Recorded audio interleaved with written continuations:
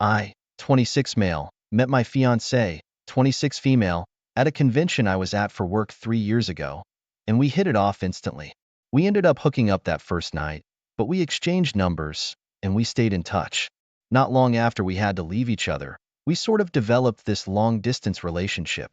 Over time, that developed into a monogamous relationship, and after a while I decided to move over to her city. She had a sick grandparent at the time that she was helping take care of, so it only seemed right that I be the one to move.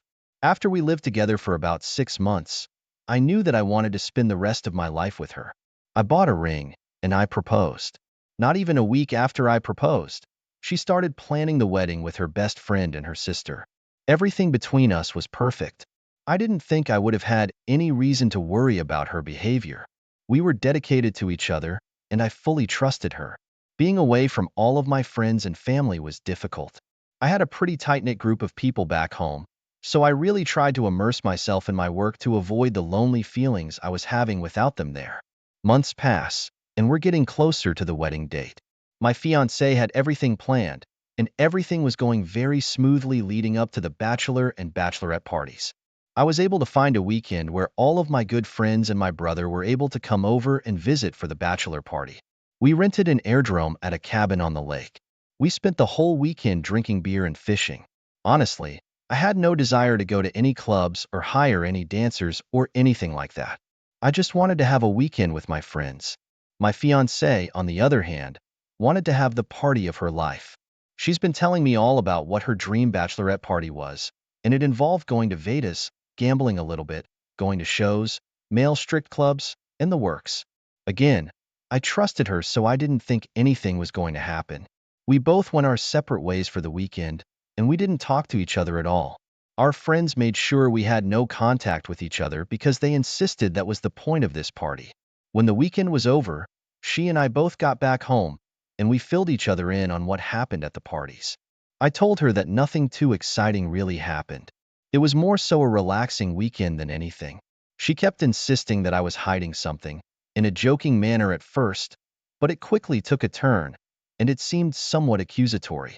She thought it was abnormal for a man to have a bachelor party without any dancers being present, so she thought I was lying to her. She told me she had a fun time with the girls. They were drunk almost all of the weekend, and she said it was a nice farewell to her single life.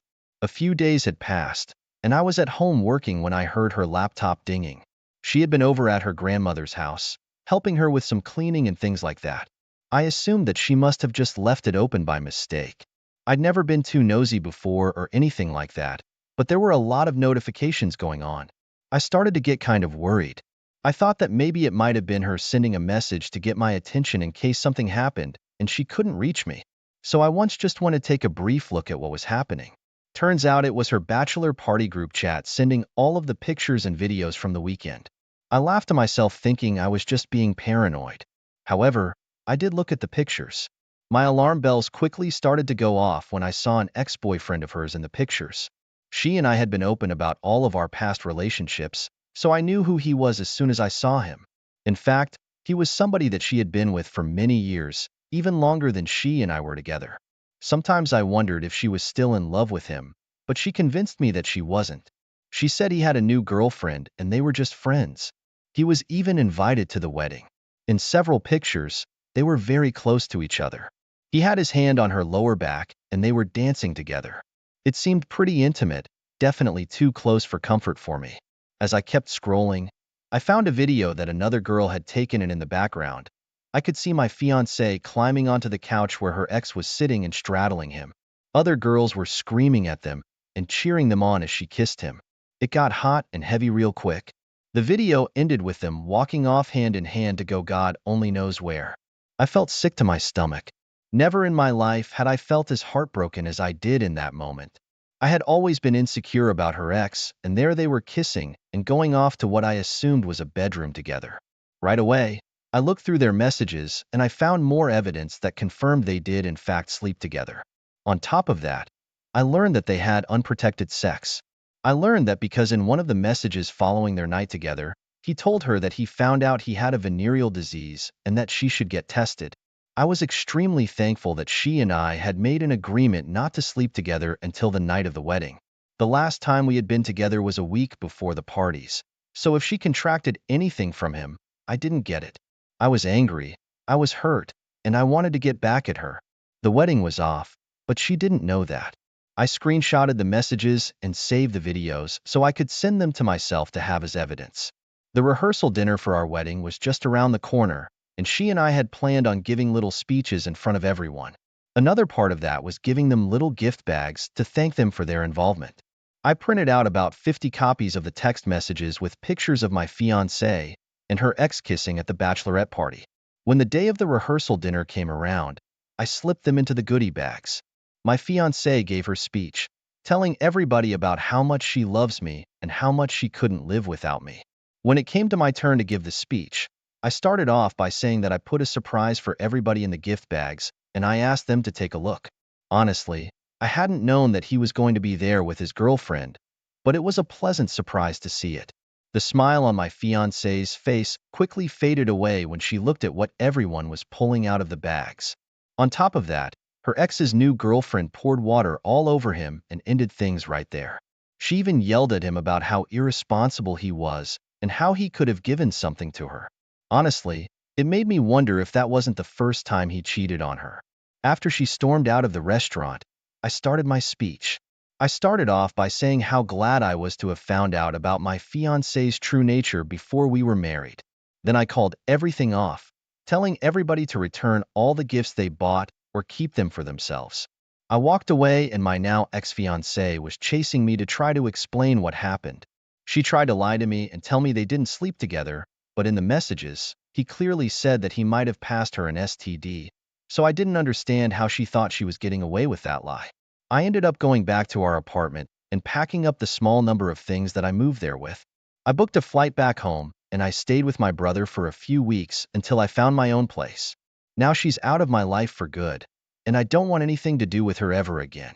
OP, my condolences for what happened. However, it is for the best that you found this out before the wedding. If she was so easily convinced to cheat on you during one night, then the future didn't look very bright.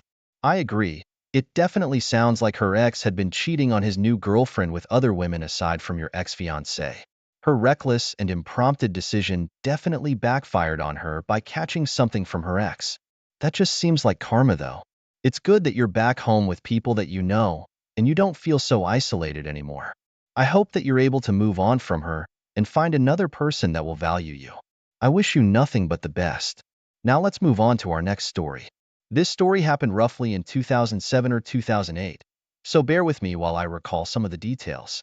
My 43 male, wife 42 female, and I both got married a couple of years after high school. We knew each other while we were in school, but we didn't start dating until after we both graduated. We ended up working at the same small-town grocery store and really clicking. We were polar opposites, but it seemed like we could learn a lot from each other, so everything worked out.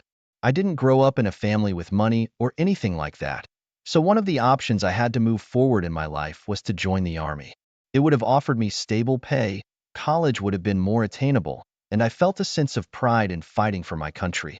I had a long discussion with my wife about what to do, so we both ended up deciding that joining the army was going to be a good option. I signed up at a local recruitment office and underwent all of the physical exams, training, etc. Eventually I was accepted, and not long after I was deployed to Iraq. Now I don't want to get into a lot of the stuff that happened while I was there, but it was extremely difficult. I didn't have a lot of time to relax, or even call home and talk to my wife. I missed her more than anything, but I had a few grainy pictures on the extremely out-of-date cell phone of the time. After some time, I was able to go back home and be with her. It was a homecoming like something you would see in a movie. She was waiting for me, and she ran right into my arms, and she cried into my chest while I held her. It was one of the happiest moments of my life. Unfortunately, that happiness was short-lived. We lived in a very small town, so whenever I would go to the gas station, a restaurant, the grocery store, you name it, people would come up to me and pat me on the back and thank me for my service. I really felt like a hero in town. One night I was meeting up at the local dive bar with a couple of friends from high school who were back in town. We were catching up and enjoying our conversation, shooting some pool and not paying much attention to the people around us. Now most of the time I was out I'd be with my wife. It almost felt like the time apart made her want to be with me all the time. I didn't mind it, but I was happy to be able to spend some time just with my boys. While we were in the middle of a game of pool, someone from the bar came and tapped me on the shoulder.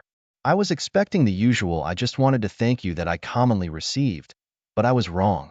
He was an older gentleman I recognized from around town, though I didn't know much about him. He pulled me outside and told me he had something to tell me. I was curious, so I followed him out, where he confessed to knowing about an affair my wife had while I was deployed. I was shocked and didn't necessarily believe him right away. I thought he was kind of crazy. My wife loved me. There was no way she'd cheat on me, but he gave a lot of specific details that made me see a glimmer of truth in his words. He told me that there was another man often at my house and hanging around my wife at the bar. On one occasion, he saw them kissing in her car, which led to them getting very handsy, and he implied that she performed oral sex on him. As much as I didn't want to believe it, I couldn't ignore it. He described the man, but he didn't know his name. I ended up leaving the bar early and going home. My wife was asleep when I got there, so I started digging around. Facebook had become very popular over the years, and my wife was obsessed with it. So much that it actually caused some issues with us.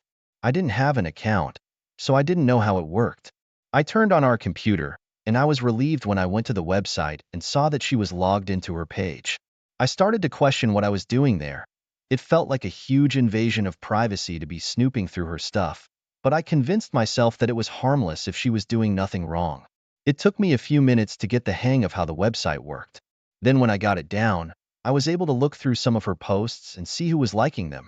Most of them were her relatives and friends, some strangers that I could see she knew solely through Facebook and not in person. However, she posted a picture of herself, and in the comments there were a lot of men I didn't know telling her she was beautiful. One of them happened to be an account with a profile picture that looked a lot like the man in the bar described. I found the chat part of the website and looked through some of her messages. There had been dozens of men messaging her, telling her that they wanted to be with her, sending explicit messages about what they wanted to do with her, and sending pictures. She was entertaining all of them. She was sexting with these strange men, sending them pictures of herself back, and telling them exactly what they wanted to hear. The man in question that I was looking for originally was one of those men, but I could see that their messages were different than all of the others. He was sending her pictures of himself, and she was commenting about how good-looking he was. Apparently, he only lived a town over, so they made plans to get together to hook up. She had given him our address, and they set several dates to be together. Every time they would part ways the following day, they would send messages talking about how much fun they had together and how they couldn't wait to be with each other again. On top of that, he was telling her about how much better she was than his wife. The messages he was sending her were appalling. I thought I knew my wife, but I was mistaken.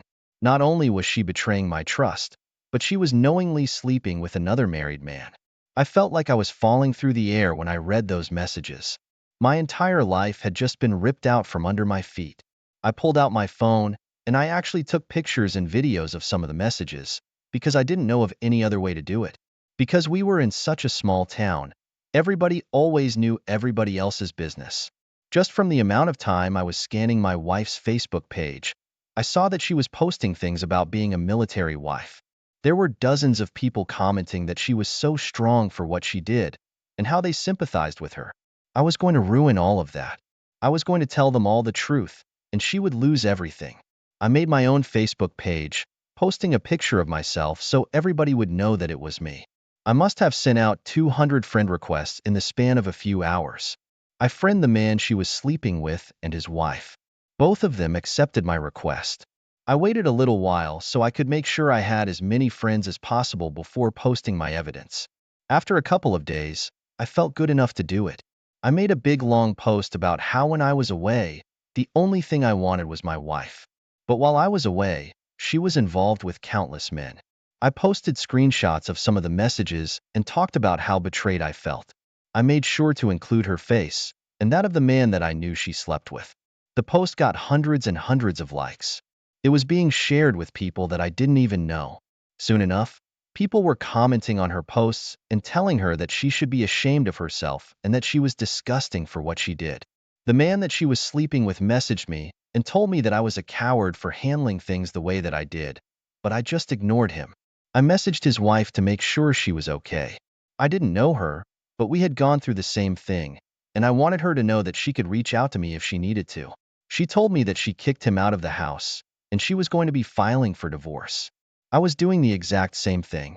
I ended up divorcing my wife. We were only renting at the time, so I moved out and into a house with one of my buddies from high school. I'm not going to lie, it took a while for me to recover from the betrayal that I felt, but after a few years, I met a lovely woman who I had a lot in common with, and we fell in love with each other. She was very patient with me and understood why I was nervous about her potentially cheating, but she did everything in her power to reassure me of our relationship. Now, we have been married for 10 years, and we have 3 wonderful children together. OP, first of all, I want to thank you for everything you did to defend our country. I am so sorry you had to come home and find out your wife betrayed you in such a way. It's such a shame that she would throw away your marriage for a meaningless fling with a stranger she met on Facebook. On top of that, sending dirty messages and pictures to other men. You did the right thing by airing them both out. Who knows, it might have gone on much longer if the man at the bar hadn't told you about it. It's great that he had the courage to tell you. Others in town might have even known but been too afraid to speak up. I'm glad you got away from her, but I'm even more glad to hear that you're happy now with a new family. I hope everything continues to go your way and you can enjoy your life without her. Thank you all for taking the time to listen to today's stories. If you enjoyed listening, please feel free to like and subscribe if you haven't already. Also, comment below with your thoughts on what happened. If there is a story you would like to share with me about your own situation or someone else's, then please do not hesitate to contact. I, 26 male, was at my family reunion when I saw her, 23 female, for the first time. She was helping my stepbrother escort my grandmother to one of the picnic tables where she could sit down. I watched this woman talk and laugh with them for a while. I didn't know who she was or why she was at my family reunion, but I hoped she wasn't related to me. She had curly hair that draped her feminine shoulders. She played a few games of volleyball with me and my siblings, cousins, and one uncle. I introduced myself afterward, and she told me her name was Maureen. She worked as a nurse aide for the elderly in the area, and my grandma was one of her clients. My grandma asked Maureen to change her schedule this week just so she could attend the reunion, and she did. This woman appeared to be so caring and genuine. She was active, smart, helpful, caring, beautiful, all the things I wanted in my future spouse. Maureen admitted she was eager to meet the rest of her family because she told her a lot about us. She smiled and tucked her hair behind her ear. That's when I asked her to dinner the following Thursday, and she happily accepted. During this time, I was attending the same tech school as my brother and cousin. My fiancé hung out with the 3 of us a lot. They teased me about us being inseparable, but I was so happy I didn't care. After dating for 2 years, I bought a ring and planned a surprise party to propose to her.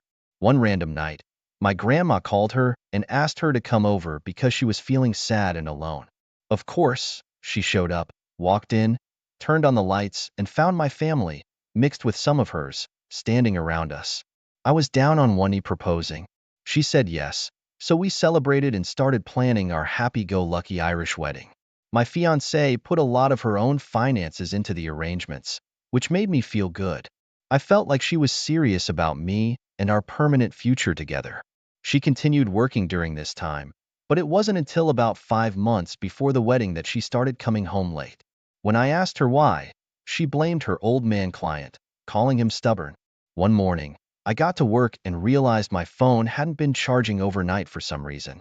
I didn't have a charger with me, so I just texted my soon-to-be wife to let her know my phone was going to die, but that she could contact me via email or calling the office. My phone died before she replied. I didn't hear from her at all, so I just worked through the day as normal. When I pulled up to the house, I saw my stepbrother's car. He was loading an 8-foot ladder into the back seat. He told me the ceiling fan fell down in our dining room today, so Maureen called to have him replace it. She was sweeping the kitchen when I walked in, and she was relieved to see me. She said it nearly hit her when it fell, and she was glad my brother knew how to install the new one because it was way over her head. No pun intended. Life was pretty great, and all was well until the week before the wedding. My fiancée had told me she planned to take off work for 6 weeks. Some paid vacation, some not, and her time off was to start the Monday before the wedding. When that day came, her alarm went off at 6 a.m. She started getting ready for work, and I asked her why. She quickly and abruptly told me that she simply couldn't take off work from her elderly male client, who couldn't function without her. Her boss had failed to find any employees willing to take that shift, so she couldn't in good conscience leave him alone. I was extremely upset, but I couldn't express it because her reasoning was so selfless. I accepted it, but I told her I hoped she wouldn't be home late. It was bad enough I was going to miss time with her. The wedding was on Saturday. She supposedly worked until Friday morning, the day before our wedding. On this day, she told me she didn't have to work and she was going to have a bachelorette party. This was completely out of the blue. As far as I knew, she didn't have any friends that she saw in person. She was a responsible working lady that has been committed to me and living with me for almost 3 years. She never mentioned hanging out with a friend in all that time. We only ever did stuff together or with family. I asked her who was hosting it, and she said a girl's name. To my surprise, she was friends with this girl on social media. I asked her how long she'd been planning this, and she told me it was just that morning that her friend called her and suggested it, along with an apology for not thinking of it sooner. This was all so strange. I asked for her friend's phone number, or if I could see her phone, but my would-be wife refused. She said after all this time, I could trust her to be worthy of the wife title. She didn't look me in the eye when she said it. She was putting her phone in her purse and heading out the door, reassuring me that she wouldn't do anything to justify our relationship, not after putting so much money into the wedding. I didn't like that that was her reason for not doing anything stupid. She didn't say it was because she loved me, and I didn't hear from her for hours. I had a feeling that something terrible was happening, and I needed help to figure it out. I drove to my stepbrother's house. You can't imagine how sick I felt when I saw my wife's car parked next to his. All was quiet when I pulled up. The doors were locked, but the glass sliding door to the bedroom had gaps in the blinds. I could clearly see them having sex. I started pounding on the glass, yelling at them. They heard and saw me right away. My brother just kept cussing and trying to get his robe on.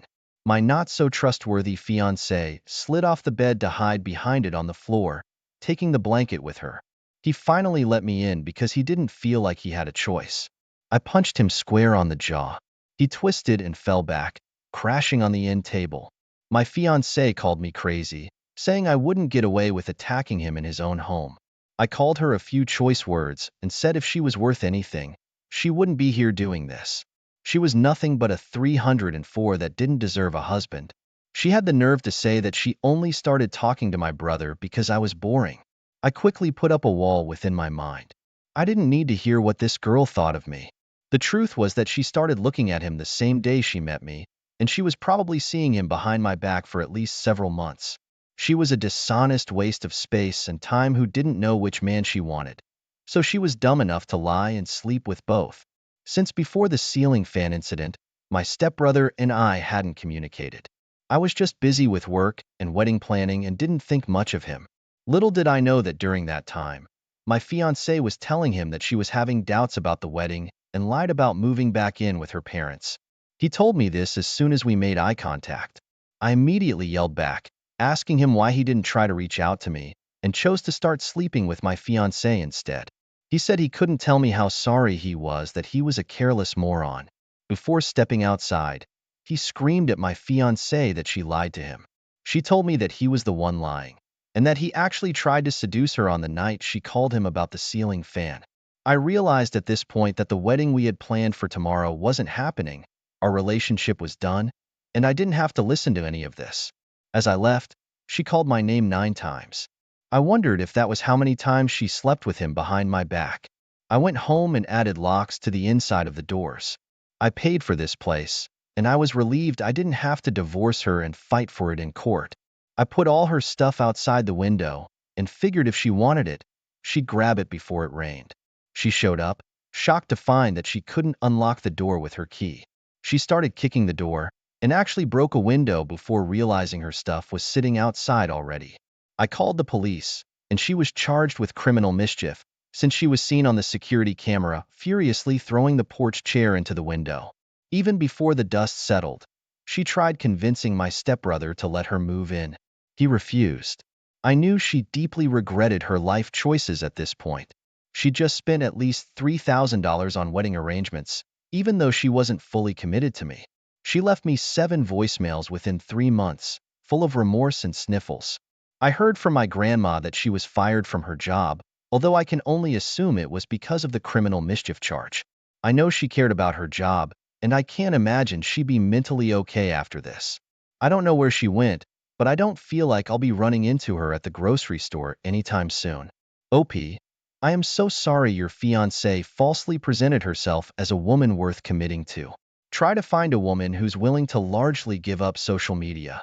It is nothing but an addiction that leads into a dissatisfied, selfish, egotistical mindset that will never end, thanks to the support and attention they receive, even if they're in the wrong. Using your own logic is the best thing you can do when dealing with your future girlfriends. Try to communicate as reasonably as you can, and if she doesn't let your perspective sink in, or take accountability when she screws up, end the relationship and find someone else. She didn't show any blatantly obvious signs of infidelity, and you only caught her by chance, which is why it's such a gamble to date during this time. Thank you for sharing your story. Now for our next story. My girlfriend and I were together for almost 6 years. I, 29 male, met my girlfriend, 31 female, at Walmart. We were both single, without kids, in the fast checkout. She was short $20 for her stuff because her debit card had a hold on her account. I overheard the situation, so I paid for it. She was so embarrassed and thankful to me. She asked me for my contact information so she could pay me back. When she texted me a few days later, she asked me how I could receive an electronic transfer. I told her I'd rather see her in person and treat her to her favorite beverage. It worked like a charm. We met at a bubble tea shop and talked for hours. Something about her made me feel like I could trust her and tell her my innermost thoughts. We bonded as if it was what nature intended. She helped me to get through my father's untimely death and made sure I stayed in the present moment. I never knew how great it was to have a long-term romantic relationship before I met her. She was my first for a lot of things. She was a caseworker for a non-profit organization for battered women, and she was living with her mom, who was also hurt in the past. This might have played a part in her distrusting perspective that she had yet to show me. When I asked her to move in with me, she ghosted me for weeks. It was really shocking because we went from talking every day for a year and a half to nothing. I felt sick, like I did something drastically wrong and wasted my time and energy. When she showed up, she brought me flowers and apologized. She said she was so scared to move in with a man because her career was filled with troubling relationship stories. Women who had to get away from bad men. She became thankful that she never found herself in that situation, but now she was about to take a chance with me. I told her I got why she was worried, but we could take it one day at a time. Up till this point in our relationship, there was no reason for her to be afraid. We lived together for 4 years, so at this point we've been together for over 5 years. I was certain she was the woman for me. She, on the other hand, was changing. Over the course of time, she became very relaxed while living with me. She let her guard down and started doing stuff she never did before, like eating junk food every night. It was a bad habit, and after the first 3 days, I said something to her. I was nice about it.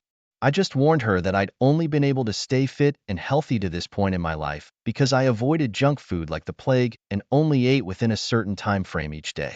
With her mouth full of chips, she glared at me. She said she didn't want to be parented by me. I was surprised she took it so critically. What's the point in having a spouse if they can't help you with their own advice and experiences? I told her that, but she said I just have to trust her to do what's right for herself and love her unconditionally. I didn't like that. It was like she was writing herself a get-out-of-jail-free card. She continued eating like this and gained 30 pounds in 3 months.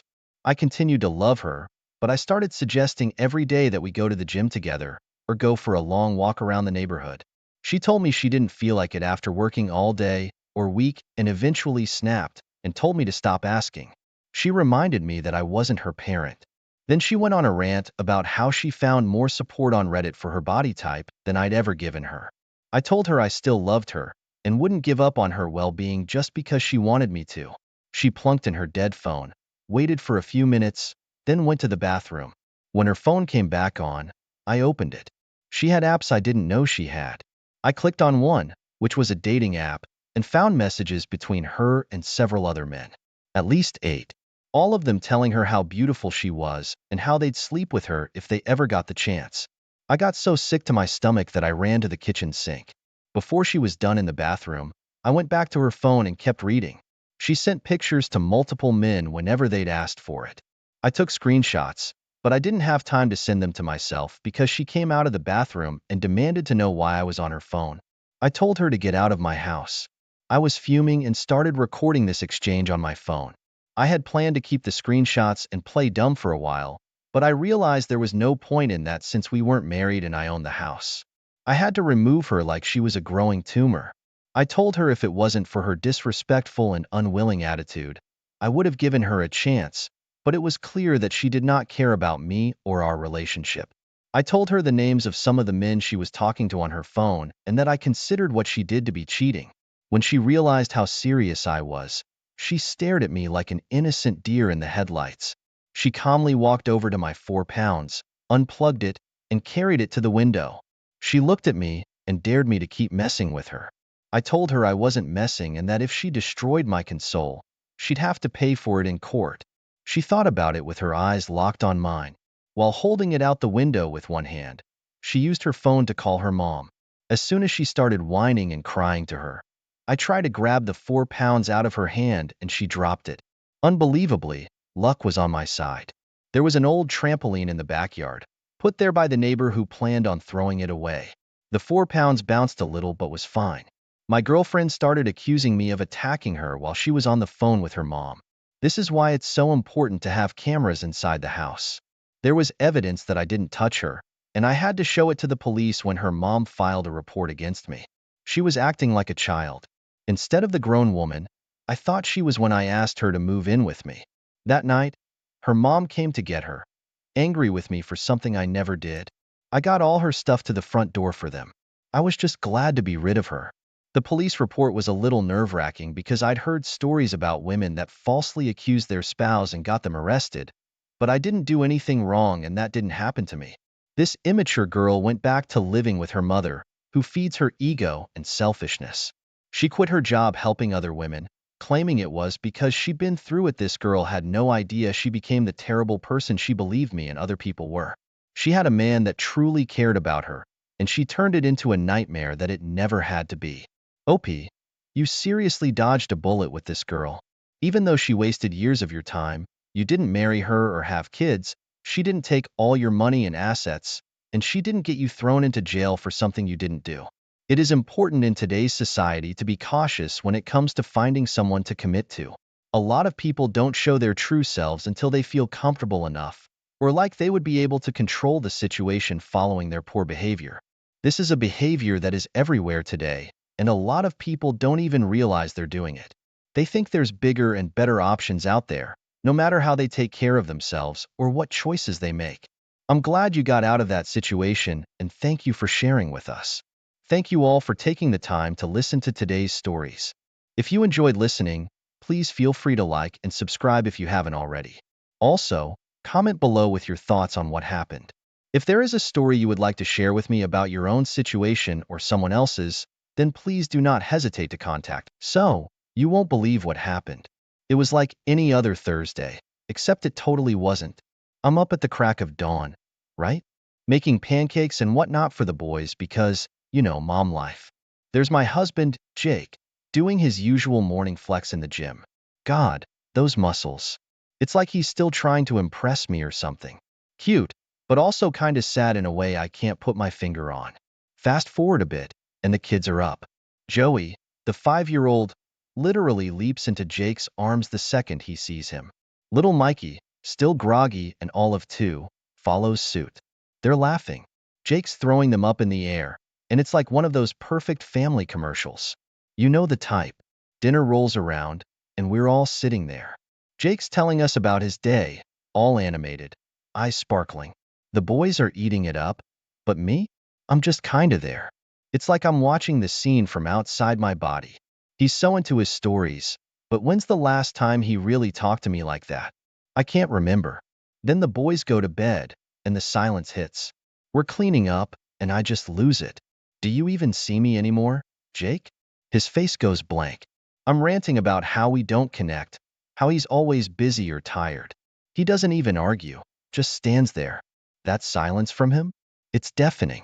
I tell him I'm going to my folks' place, need some air. But I don't. I end up at this bar, and guess who's there? Dave, his coworker. One thing leads to another, and I'm back at his place. It's reckless, stupid, and it feels like I'm throwing my entire life away for a few hours of feeling wanted. But it's like I'm on autopilot. Can't stop. Don't even want to. The guilt's there, gnawing at me. But so is this thrill. It's messed up, right? I know Jake's been down since his dad passed, and here I am, adding to the pile. But in those moments, none of that matters. It's just me, feeling alive in a way I haven't in years. Next morning, I'm sneaking back home, feeling like the world's biggest cliche. Jake's there, looking so lost and alone. It breaks me, seeing him like that. He tries to smile for the kids, but I can see right through it. And that's just it, isn't it? We're both just going through the motions, pretending everything's fine for the sake of appearances. But it's not. Not even close. And the worst part? I don't know how to stop this train wreck. I'm stuck on this track, speeding towards something awful, and I can't find the brakes. You ever wake up feeling like you've made the biggest mistake of your life, but also kind of wanting to do it again? Yeah, that was me, tangled up in someone else's sheets, heart racing and filled with regret, but also not. The night with Dave, my husband's coworker, was like something out of a twisted fantasy. Wrong on so many levels, yet it felt insanely right in the moment. Dragging myself out of bed, I couldn't shake off the guilt. It clung to me tighter than my own skin. Heading home, I was a mess of nerves. Jake, my husband, he's been carrying the world on his shoulders since his dad passed away, and here I was, about to dump a whole universe of hurt on him. Or so I thought. Walking through our front door, the sight of Jake trying to keep things normal for our boys nearly broke me. He looked so worn out, yet there he was, making breakfast, being super dad. It tore at me, seeing him like that. I wanted to confess, to spill everything, but the words just wouldn't come out. Instead, I chose silence, telling myself it was to protect him, but who was I kidding? Things got weirder at the family barbecue the following weekend. Dave was there, and our eyes locked like two magnets. Every glance was a silent conversation about that night. It was torture, not just because of the guilt, but because part of me wanted him again. And wouldn't you know it, that part won. We found ourselves back in each other's arms, the thrill of the forbidden driving us, each secret meetup more intense than the last. It was like we were addicted to the danger of it all. But with every kiss, every touch, the weight of what I was doing got heavier. Then, there were the signs. Jake, he's not a dumb guy. He started noticing things. Little pauses in conversations, awkward glances between me and Dave, my random disappearances. He didn't say anything at first, but I could see the wheels turning in his head. One day, I came home to find him sitting at the kitchen table, looking like he'd just gone 10 rounds with life and lost. He'd been putting pieces together. Dave's sketchy excuses, my sudden late nights. Jake asked straight up if there was someone else. The look in his eyes, it was like he already knew, but he needed to hear it from me. I couldn't lie. Not anymore. The truth came out in a flood, and the devastation on his face was something I'll never forget. It was the moment everything changed. Our world, once so full of love and laughter, crumbled right there. And it was all on me. Man, where do I even start? Picture this. A showdown straight out of a drama series, but it's my life. Jake, that's my husband, decides he's had enough of the dodgy vibes and goes straight to the source. Dave, his coworker, and yeah, the guy that first messed up with. So, Jake corners Dave at work, all stern and detective-like, demanding the truth. Dave's face goes white, and there's this moment, right? A moment where everything hangs in the balance. Then, he spills it. Everything. Tries to play it off as a one-time mistake, but we both know it's more than that. Jake comes home that night, and I can tell he knows. It's written all over him. The hurt, the anger. I've never seen him like that. He confronts me, and it's like the world stops spinning. Is it true? He asks, voice barely a whisper. I nod, and the look on his face, it shatters me. Our oldest, Joey, he picks up on it right away. Kids are smart, you know? He comes up, all innocent, asking why we're so sad. It's a punch to the gut, hearing him say that. Jake and I just look at each other, lost. No words can fix this. Things spiral from there. Jake packs a bag and says he needs space. Watching him walk out that door, I feel this part of me just break. The house feels empty, the silence louder than any argument we've ever had. Then, as if things couldn't get worse, the whispers start. Friends, family, even people I barely know, they're all talking about it. My affair isn't just a secret anymore, it's public gossip. Invites dry up, calls go unanswered. My world, which used to be so full, is now just empty. This whole mess, it's like a bad dream I can't wake up from. I keep hoping I'll open my eyes and everything will be back to normal. But it's not a dream, is it? It's my reality, and I'm living it every single day.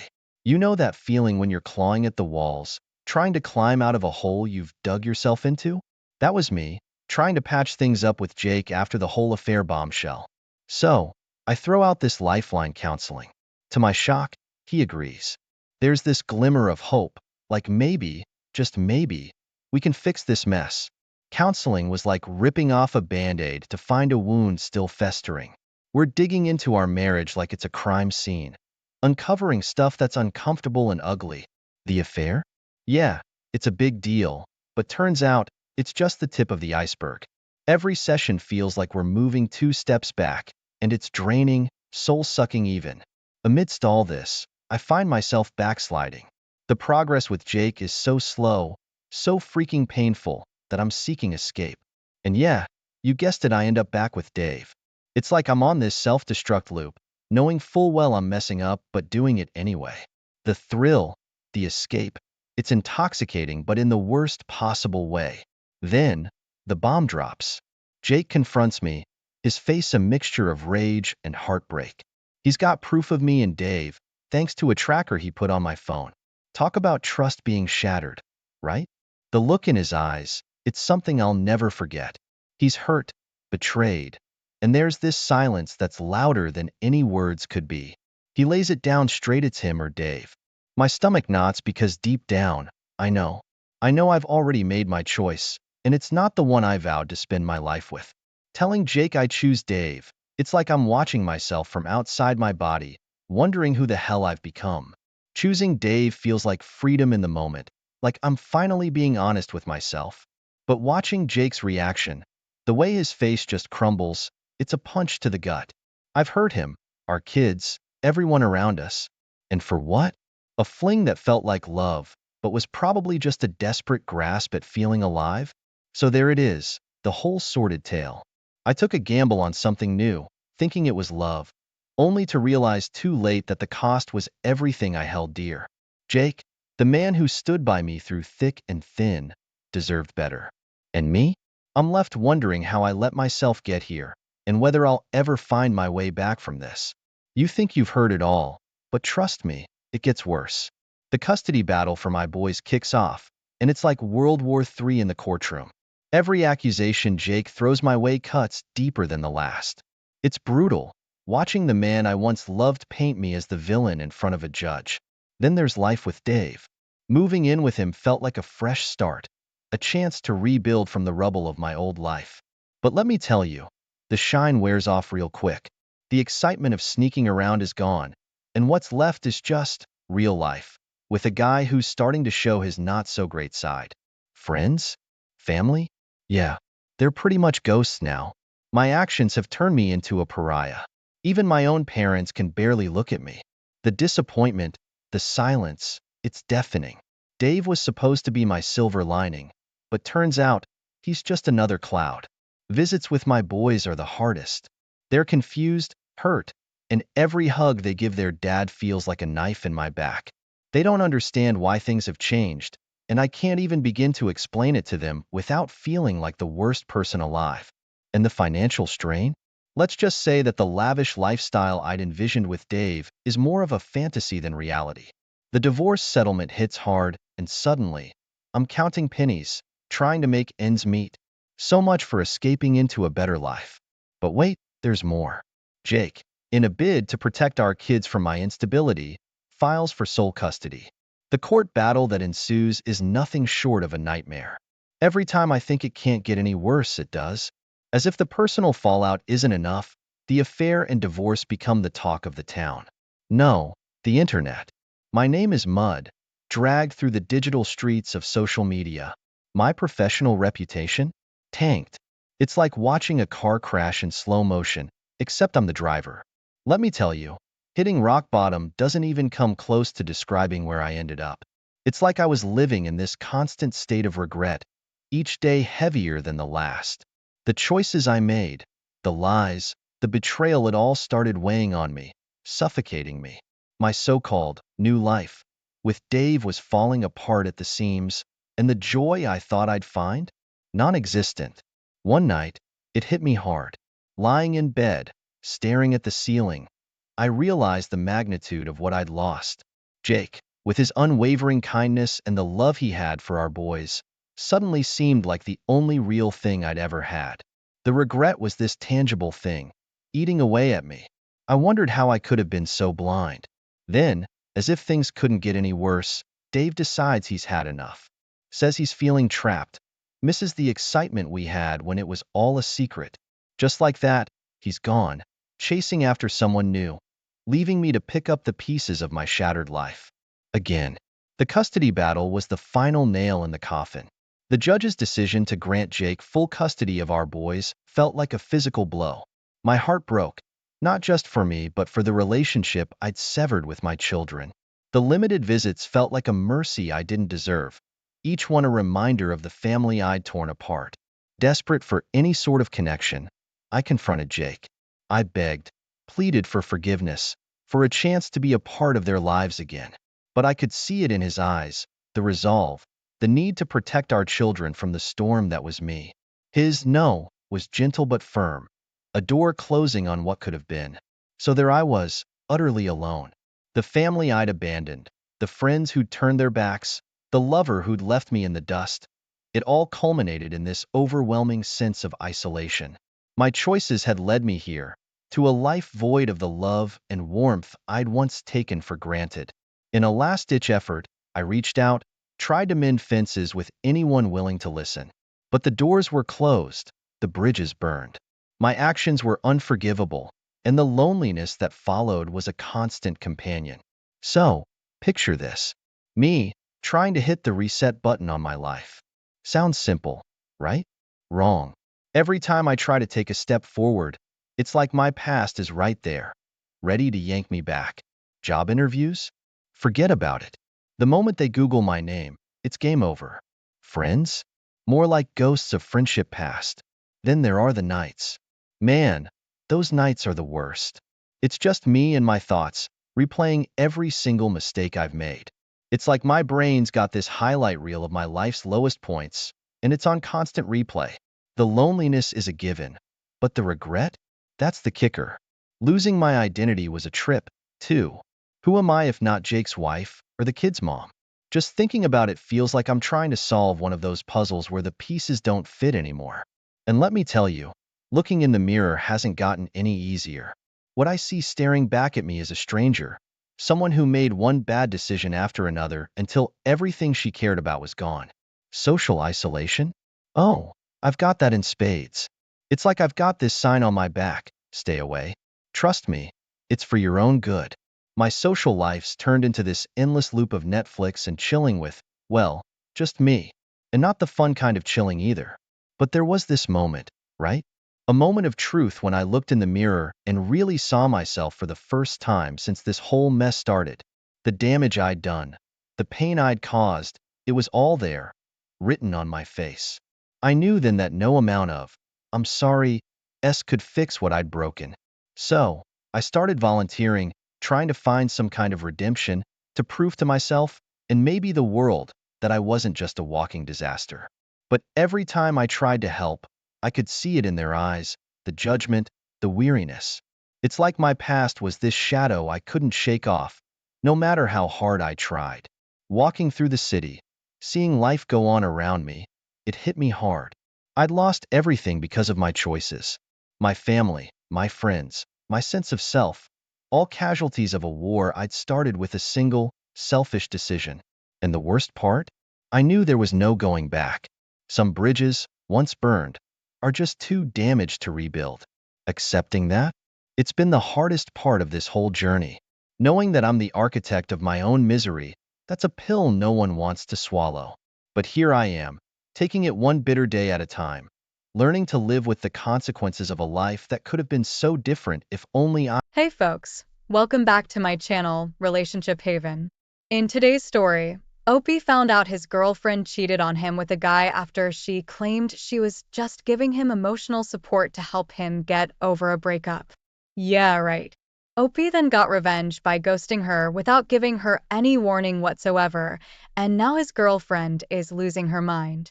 In today's second story, Opie found out his wife of 20 years cheated on him and needs advice on how to proceed. Now, let's get into today's stories. I have been dating a girl I met at work. We'll call her Martha, for 1.5 years, of which the last half year has been long distance. We've been meeting once a month for a weekend or so. We have another colleague, let's call him John, and we've met his longtime girlfriend, let's call her Jane, on the vacations we've taken in the last year. Jane works elsewhere and has been with John since their high school days, more than 9 years. A week ago, I got an email from Jane. I don't know you too well, so it's probably not my place, but I got jilted and I don't want the same to happen to the other hurt party in this matter. John and Martha have been involved since October. I don't know to what extent or if it was from even before. I don't wish to know either, because whatever, I'm aware of beyond a doubt from their messages, and subsequently his confession is enough for me to break it off. I'm not in touch with anyone in that crowd anymore, and I don't intend to be. I don't know what your relationship with her is. This was just an FYI. Good luck and take care.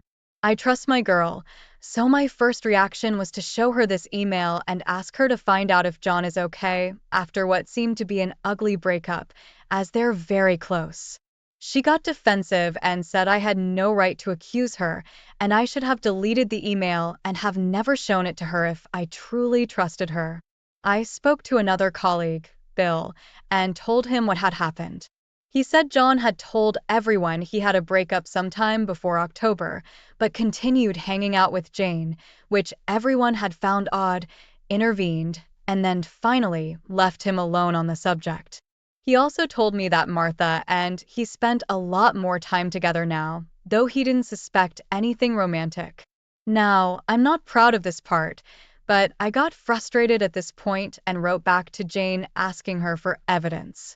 She wrote back saying she didn't want to get involved any further, and the confrontation was in person.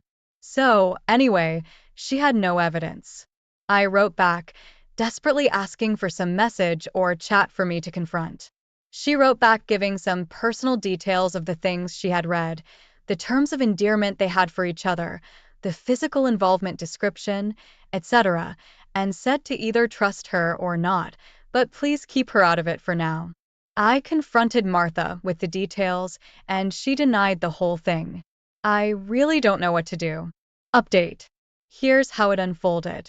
I told her I was uncomfortable with this whole scenario and would prefer if she maintained some distance from John.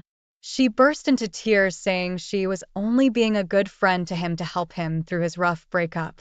I demanded to know why she hadn't told me about the breakup if she knew, what with all her continuous yapping about every other random thing. She said he had told everyone about the breakup, but was still trying to make it work with her. So, she wasn't sure what the scenario was. She went on to tell me that Jane was a complete psycho and told me horror stories of things she did for attention. Jane was allegedly envious of my girl's closeness with John, even though nothing was going on between them. She said John had finally severed ties, which caused her to lash out and attack her. Martha threw me. I believed her and felt quite terrible for doubting her.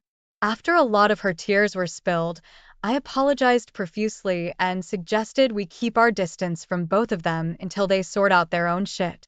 She reluctantly agreed.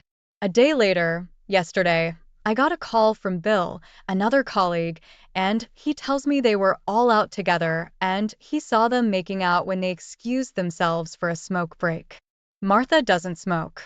I didn't confront or react. I requested Bill to not mention anything to her or John about having alerted me. I told her I had left a few files on her computer and couldn't remember where or what they were called, so I needed some remote access to her system for some time. I pretended it was extremely urgent and I feigned a state of panic.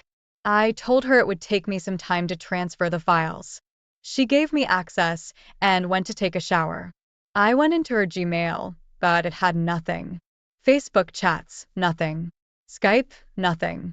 I felt like shit again, thinking I'm terrible for doubting her, and then I realized she had left her phone on a charge through a USB on her laptop. I accessed the folders and there it was, the ugliness bare of the person I had spent the last 1.5 years loving. Sex chats, dirty pictures, references to the nights they were together, panic, and respective other halves finding out. Nope, he hadn't broken up, just told people in the office that he had. And finally, the latest message of taking it slowly until things settled down. I cleared my traces and logged out. I haven't confronted her yet. I'm deciding between a stone-cold, dignified walk away or to make her weep drama-induced walk away. Last update, I left without a word. I know she will try her emotional drama and try to explain away even this with absurd logic or playing the victim or get on the offense by attacking me. I'm not interested in any of that. I left and she can figure out why to hell with her. As advised by a lot of you, thanks to Jane, she replied saying, "Good riddance, take care." Martha has asked a few common friends to ask why I've blocked her. I told them not to speak of her to me or of me to her. She's a mess from what I hear.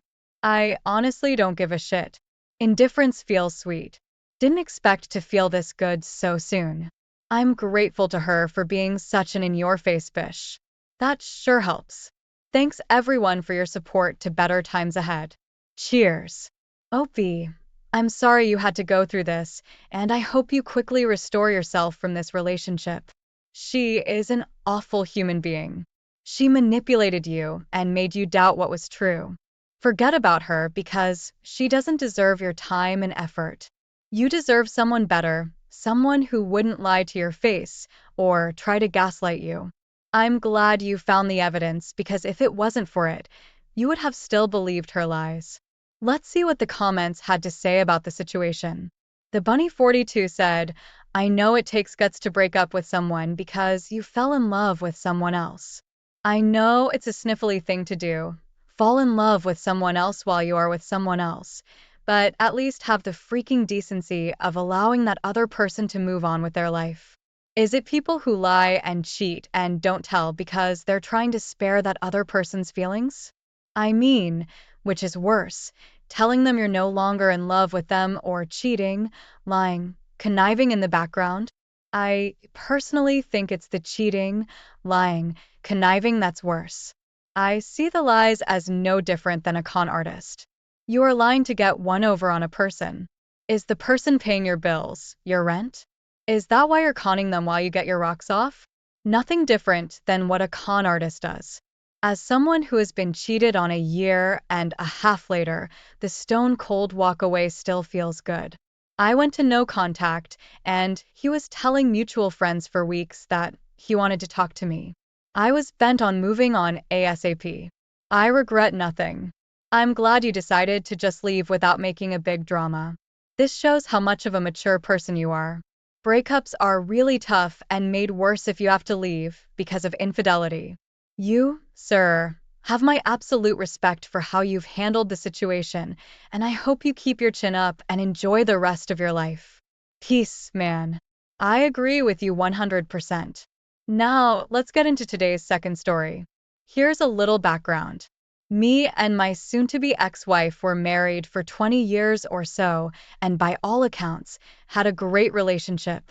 Then she had an affair brought on by a variety of circumstances, midlife crisis, mental health, etc., and we tried to reconcile for several months, but she eventually got back together with her affair partner, moved out of our house, and has since lived sometimes with him and sometimes when they fought or when he kicked her out elsewhere, mostly couch surfing and other temporary solutions.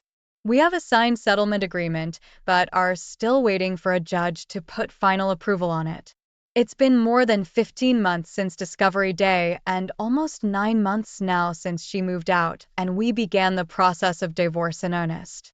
Meanwhile, we still see each other fairly regularly because we have a son to co-parent, even though he doesn't see his mom particularly often. He lives with me full-time and sees his mom for a few minutes, a few evenings a week after school, and for the occasional weekend day adventures, usually a bit less than the one day every other weekend that is outlined in our agreement. My soon-to-be ex-wife and I get along fairly well, all things considered, and I try to keep the lines of communication open because I think it's the best thing for our son. Not to say it hasn't been hard at times, of course, but I've dealt with the pain, and so I'm pretty well for the most part. I did some therapy in the early stages, and I focused on self-care and self-improvement as much as I can given the cramped schedule of being a full-time single parent with a full-time job. Everything seems to be going well. Then I find out she's in line for a new and better job, and for some reason, this news has really knocked me off my center.